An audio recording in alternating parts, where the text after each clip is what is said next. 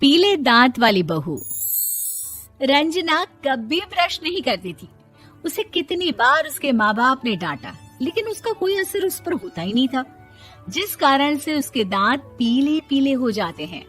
शादी के बाद अरे बहू, वैसे तो तुझ में कोई कमी नहीं है, पर तेरे दांत इतने पीले कैसे हैं बेटा? कैसे मतलब? कोई सर्जरी थोड़ी ना कराइए। वो तो क्या नाम, मैं ब्रश नहीं करती थी तो पीले हो गए। अब क्या करूं?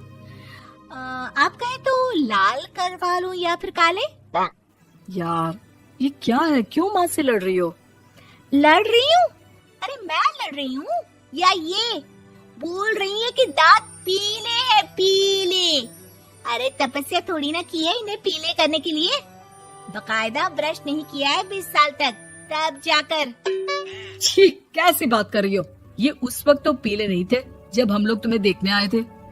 अरे तब साफ करवा लिया होगा डेंटिस्ट के पास जाकर। अब देखो कैसे पीले पीले लग रहे हैं। रंजना सास की तरफ गुस्से से देखती है। फिर शुरू हो गई पीले पीले पीले।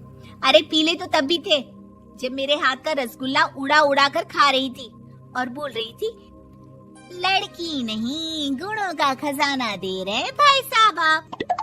खैर, अब वो लोग करते भी तो क्या करते, पीले दांत वाली बहू पल्ले पड़ी थी तो झेलना तो था ही।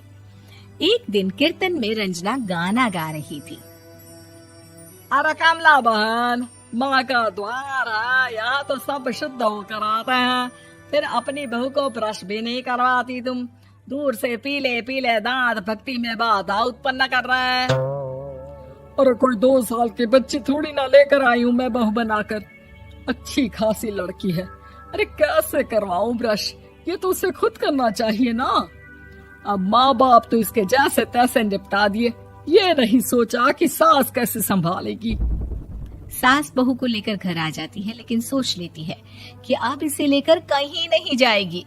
अगले रोज बहू कहती है, अरे क्या हो गया, मंदिर नहीं जाना क्या? कीर्तन का वक्त हो रहा है। मेरी मधुर वाणी से कान्हा जी जागते हैं और सोते हैं। आप तो जानती है ना उनकी भक्ति में कितना मन लगता है मेरा। वो क्या है ना, तबीयत ठीक नहीं लग रही है मेरी, आराम करूंगी मैं। तबीयत ठीक नहीं लग रही? अभी तो मिथुन के गाने पर नाच रही थी आप, और अब बोल रही है कि तबीयत ठीक नहीं लग रही। अरे भक्ति में मन लगा लो सासू माँ, ऊपर जाना है, क्या मुंह दिखाओगी आप? हाँ? सास को बहू की बात पर गुस्सा आ जाता है। मैं क्या मुंह दिखाऊंगी, इसकी चिंता तो ना कर, समझी? अपने मुंह की चिंता कर, जो ये पीले पीले दांत लेकर हर जगह पहुंच जाती है। पता है लोग कितना मजाक बनाते हैं। ना जी ना, मैं नहीं जाना कहीं तेरे साथ। तो ये बात है, कोई ना, मत जाओ, मैं अपने कमरे में ही बैठकर भक्ति कर लूंगी। ऊपर वाला दांत थोड़ी ना देखता है, मन देखता है, भावना देखता है।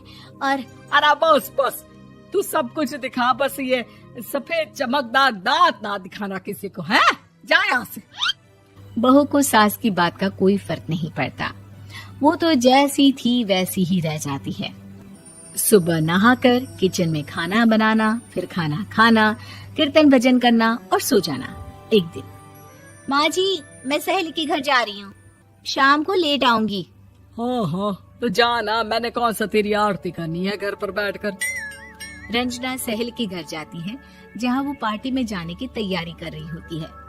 अरे शिखा, कहाँ जाने की तैयारी कर रही है? मैं गलत वक्त पर आ गई क्या?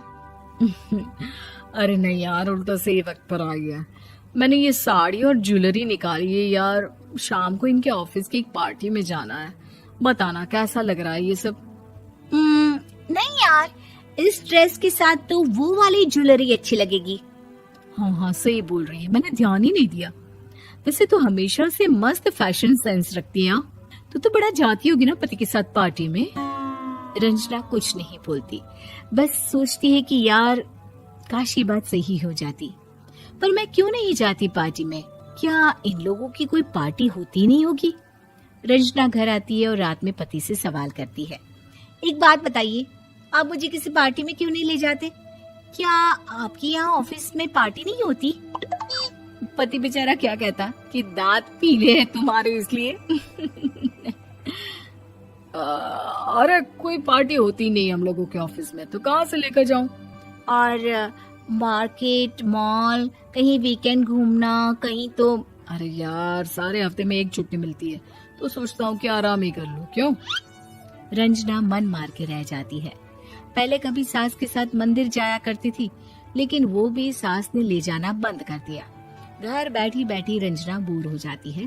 तभी उसे आइडिया आता है और वो मायके जाने का सोचती है। सासू माँ, 2 दिनों के लिए मम्मी के घर जा रही हूँ। अच्छा ठीक है, आराम से जा।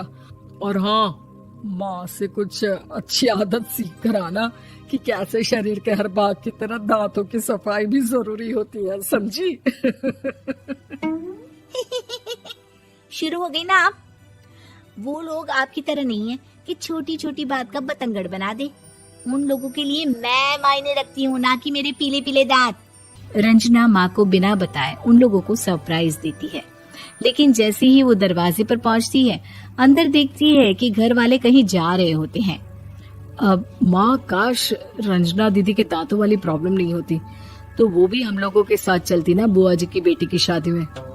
हाँ बेटा, लेकिन अब उसे कौन समझाए कि उसको उसके पीले दांत नहीं दिखते, लेकिन उसके आसपास के लोगों को कितना एम्बैरेसिंग फील कराते हैं। मुझे तो कितनी बार उसके स्कूल की टीचर ने शिकायत की कि उसके साथ कोई लड़की बैठना भी नहीं चाहती, और ना ही कॉलेज में कोई उससे बात करना चाहता था। लेकिन पता नहीं क्यों उसे ये बात समझ में ही नहीं आती। कोई कमी नहीं है उस लड़की में, बस यही कि दांत पीले हैं। वो तो भला हो जीजा जी और उनकी माँ का, जो दीदी को जैसी है वैसे ही रखा हुआ है। रंजना को अपने घर वालों की बात सुनकर बहुत दुख होता है। वो सोचती है कि वो क्या करे, लेकिन फिर वो सीधा डेंटिस्ट के पास जाती है, अपने दांत चमकाती है और कसम खाती है कि वो रोज ब्रश करेगी। अरे क्या हो गया? तुम तो 2 दिनों के लिए गई थी ना, पर कोई ना, अच्छा है, चलो आ गई तो। रंजना सास के सामने आकर खड़ी हो जाती है और पूरी स्माइल करती है, उसके चमकदार दांतों को दिखाती हुई। हैं? चले मंदिर। माँ, मुझे माफ कर दीजिए, मैंने आप लोगों को बहुत एम्बैरेसिंग फील करवाया। मैं आज से रोज ब्रश करूंगी।